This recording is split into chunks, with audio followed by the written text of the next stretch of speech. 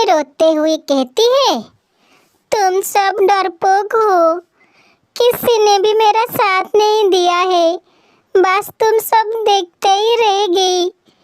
कैसे वो जालिम चील मेरी सुनहरी को उठाकर ले गया है। किसी ने भी मेरा कोई मदद नहीं की है कि आज बुरा समय मुझ पर आया है। फिर देखना, कल को ये किसी और पर भी आ सकता है। मैं जाऊंगी, मैं पहाड़ों की तरफ जरूर जाऊंगी। मेरा दिल कहता है कि मेरी सुनहरी जिंदा है और मैं अपने सुनहरी को वापस लेकर जरूर आऊंगी। कालू कावा कहता है, क्या हो गया है तुम्हें टुनटुनी चिड़िया?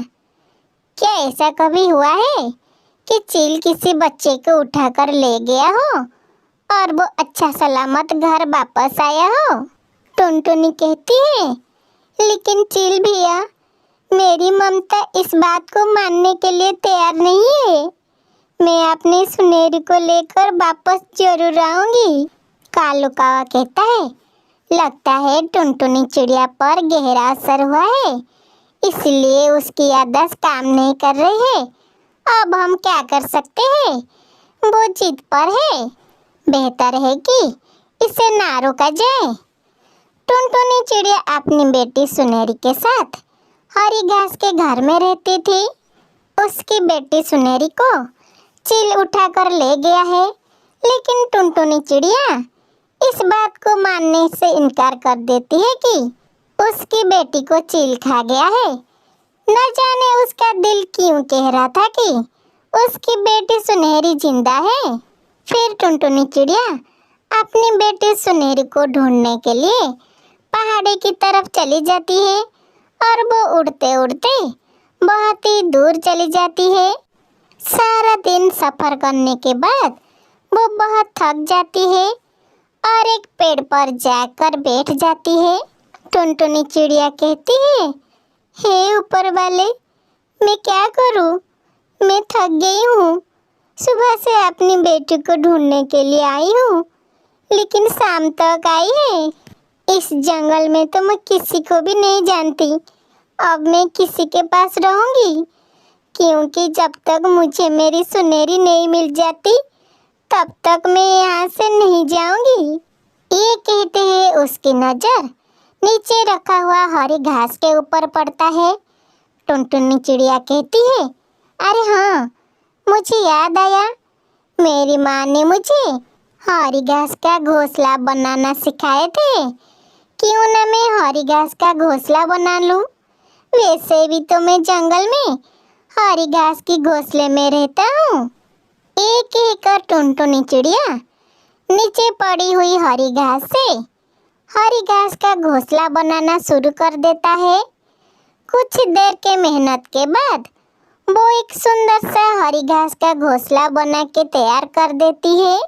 उस घोंसले के पास एक पेड़ पर बंटी कबूतर अपनी पत्नी के साथ रहता था और वो टुनटुनी को देखकर उसे पूछता है, चिड़िया बहन, लगता है तुम किसी और जंगल से आई हो जो इतनी मेहनत से अपना हरी घास का घर तैयार किया है।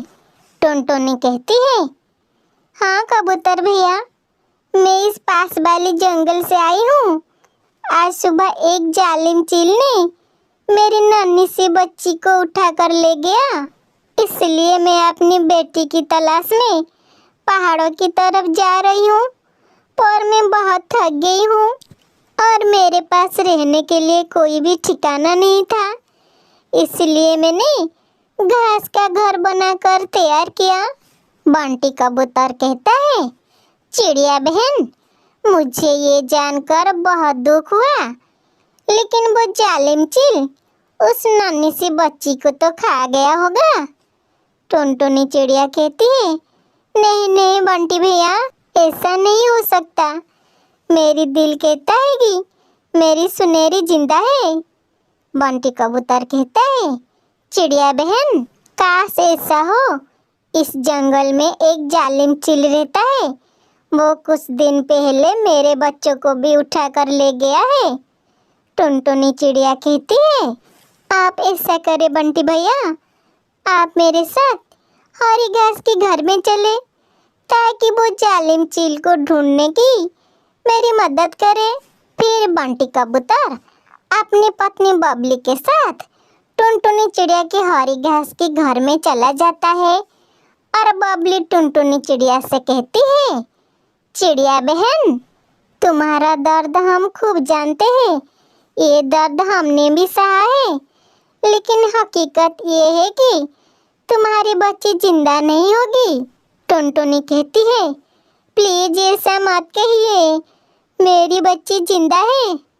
बंटी कबूतर कहता है, चिड़िया बहन, अगर आपकी बच्ची जिंदा है तो उसे कैसे बचाएंगे आप? आप कैसे उस जालिम चील से मुकाबला करेंगे? टुनटुनी चिड़िया कहती है, मैं उस जालिम चील से मुकाबला करूंगी। अगर मैं मर भी गई तो मेरी बच्ची को बचाकर मरूंगी।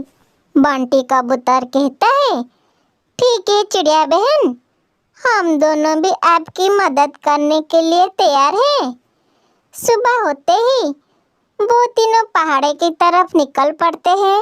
बंटी कबूतर कहता है, ऐसा करो, तुम दोनों यहाँ पर बैठो, मैं तब तक उसकी अड्डा पर देख कर आता हूँ। ऐसा कहकर बंटी कबूतर चिल्लू के अड्डा पर निकल पड़ता है और एक पेड़ पे जाकर बैठ जाता है और दूर से चिल्लू के अड्डा पर देखकर बोलता है, अरे अरे ये क्या, ये मैं क्या देख रहा हूँ? सच में उस चिड़िया का बच्ची जिंदा है। मुझे उस चिड़िया को बताना होगा। बंटी कबूतर जल्दी से वापस आ जाता है और टुनटुनी चिड़िया से बोलता है, चिड़िया बहन, तुम्हारी ममता सच्ची थी। मुझे तो अपनी आंखें पर बिल्कुल विश्वास नहीं हो रहा है। तुम्हारी बच्ची जिंदा है। मैं खुद अपनी आंखों से देख कर आया हूँ। वहाँ पर 2 चील बैठे हैं। चलो हम वहाँ पर चलते हैं। एक एक कर वो तीनों वहाँ पर चले जाते हैं। टुनटुनी चिड़िया कहती है, वो देखो, मेरी बच्ची जिंदा है। बंटी कबूतर कहता है, चिड़िया बहन, आहिस्ता बोलो, कहीं वो हमारी बातें ना सुन ले। फिर बंटी कबूतर टुनटुनी चिड़िया और उसकी पत्नी को एक प्लान बताता है और उसके बाद वो चीलों के पास जाता है। बंटी कबूतर कहता है, बेसाल जालिम चील, किसी बच्ची के जान लेकर अपने बच्चे को सिखा रही हो, ये कितनी गलत बात है। चील कहता है, ये कबूतर, तेरा हिम्मत कैसी हुई मेरा इलाके में आने के लिए? लगता है तू अपने बच्चे की मौत का दर्द भूल गया है, जो आज आई हो अपनी जान गंवाने के लिए। रुको, मैं अभी तुम्हें मजा चखाता हूँ। ऐसा कहकर जालिम चील बंटी के ऊपर हमला करने के लिए उसके पास आता है और जैसे ही चील बंटी के पास आता है, बंटी फट से उड़ जाता है। उस समय टुनटुनी चिड़िया और बबली कबूतरी चील के ऊपर पत्थर फेंकते हैं। पत्थर जाकर सीधा चील के सर पर लगता है और वहीं चील वहां पर मर जाता है। बाकी की जो चील वहां पर थे वो डर के मारे वहां से भाग जाते हैं। टुनटुनी अपनी बेटी सुनहरी से कहती है, मेरी बच्ची तुम ठीक हो ना? बंटी कबूतर कहता है, टुनटुनी, हमें गर्व है तुम्हारी ममता पर। जो तुमने किया वो हम भी नहीं कर पाए। मैं बहुत खुश हूँ। टुनटुनी चिड़िया कहती है, बंटी भैया, बबली बहन, मैं ये सब कुछ आप दोनों के बिना नहीं कर पाती। जंगल में मैं जो हरी घास का घर बनाया है, मैं चाहती हूँ कि आप दोनों उस घर में रहिए, क्योंकि गर्मी का मौसम आने वाला है। घास की घर में आपको बहुत ही ठंडक मिलेगा। फिर टुनटुनी चिड़िया अपनी बेटी सुनहरी को लेकर वहाँ से चली आती है। अब टुनटुनी चिड़िया के दिल को पूरा सुकून मिल गया था और वो अपने जंगल वापस आ गया है। कालू कावा कहता है, अरे टुनटुनी चिड़िया, हमें तो हमारे आंखों पर बिल्कुल विश्वास नहीं हो रहा है कि तुम वापस आ गई हो। हमें तो लगता था कि तुम जान से जाओगी, लेकिन तुम तो अपने बेटी को अपने साथ ही लेकर आई हो।